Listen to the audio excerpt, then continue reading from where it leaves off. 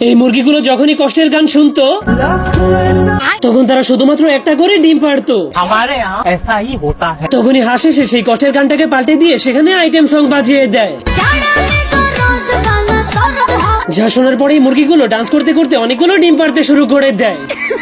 আর এইদিকে যখনই মুরগিদের স্বামী মোরগ নাস্তা করছিল তখনই সেই শয়তান হাঁসটা মুরগিগুলো সবগুলো ডিমকে নিয়ে বিক্রি করার জন্য রেডি করছিল, কিন্তু তখনই হঠাৎ করে মোরগটা সেখানে এসে শয়তান হাঁসটাকে দেখে ফেলে।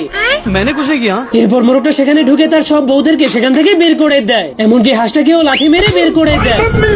अब देख तू। যার কারণে হাঁসটা অনেক রেগে যখনই মোরগটাকে মারার জন্য দরজা খুলে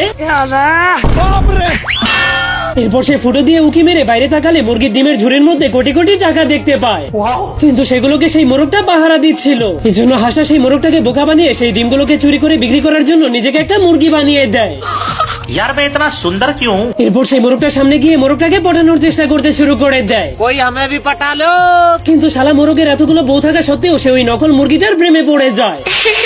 बाबू এই হাঁসটি ট্রেনিং করার জন্য তার সেনা সদস্যদের সাথে মাঠে চলে আসে।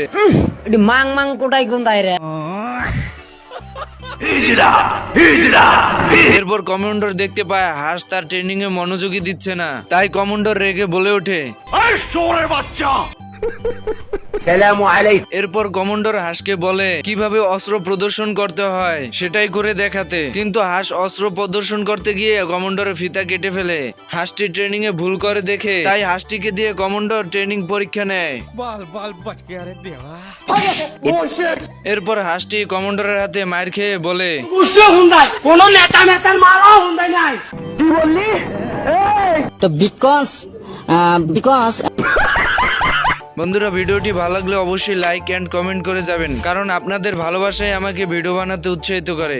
আমার চ্যাটার বাল।